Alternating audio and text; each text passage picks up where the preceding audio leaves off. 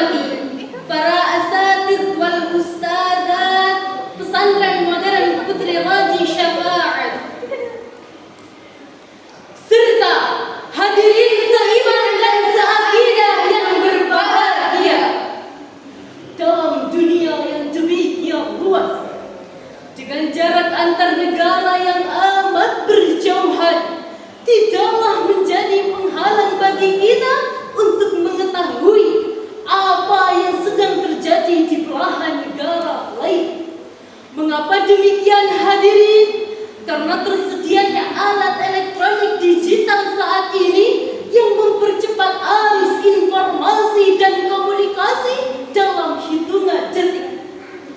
Tapi hadirin, perlu kita catat bahwa kecanggihan alat komunikasi itu bisa membawa dampak positif di samping dampak negatif. Contoh yang paling aktual adalah realitas hoax melalui media sosial yang memancing konflik di antara kita.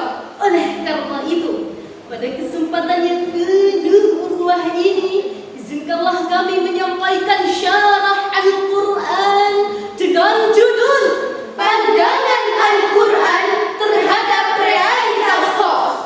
Sebagai rujukan, marilah kita dengarkan firman Allah dalam Al-Quran surah An-Nur ayat 15 sebagai berikut.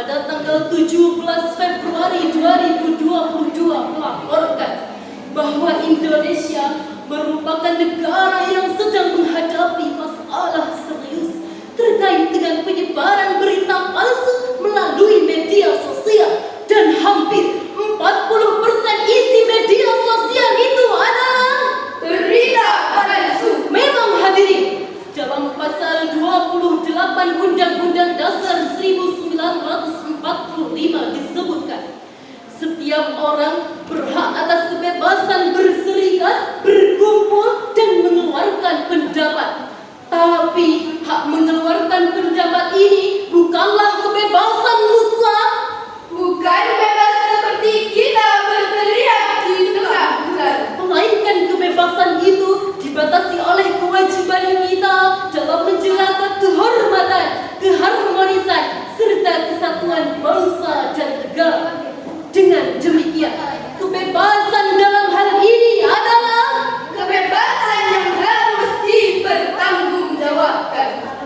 hadirin. Para produsen hoax itu amat keterlaluan. Pada saat pemilihan umum yang lalu, ukhuwah antar umat beragama, juga intern umat Islam tercabik-cabik akibat goresan hoax. Oleh karenanya, kita harus bertindak. Kita harus bergerak, tidak boleh berpangku tangan.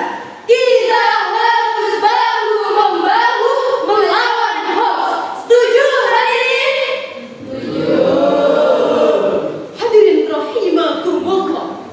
Dalam firman Allah surah Al-Hujurat ayat 6 disebutkan, ada beberapa hal yang harus kita lakukan. Antara lain, kita tidak boleh menelan mentah-mentah suatu informasi yang diragukan kejujurannya. Kita harus melakukan check and recheck, yakni memeriksa berkali-kali agar tidak terjadi konflik. Rasulullah Sallallahu Alaihi Wasallam pernah berpesan kepada kita, Iyyakum wal kadzib, fa innal kadziba yahdi ilal fujur, wa innal fujura yahdi ilan nar. Jauhilah kebohongan, sebab kebohongan akan menggiring kepada keburukan, dan keburukan akan menggiring kepada neraka.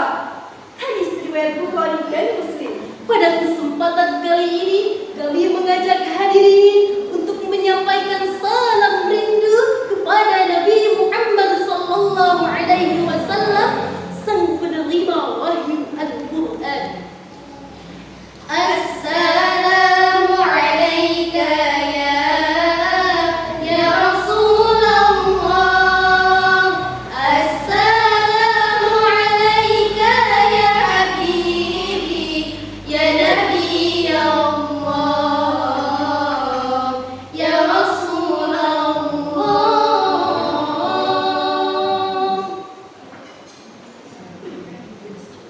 Gadis cantik berselendang sutra, gelang dan antingnya berkilauan. Waspadalah berita yang ada, teliti dahulu sebelum disebarkan. Dari uraian ini dapatlah kita ambil kesimpulan. Pertama, hoax adalah realitas sosial yang dapat mengancam persatuan bangsa kita. Dan yang kedua, pemerintah harus bertindak tegas terhadap penyebar dan produsen hoax.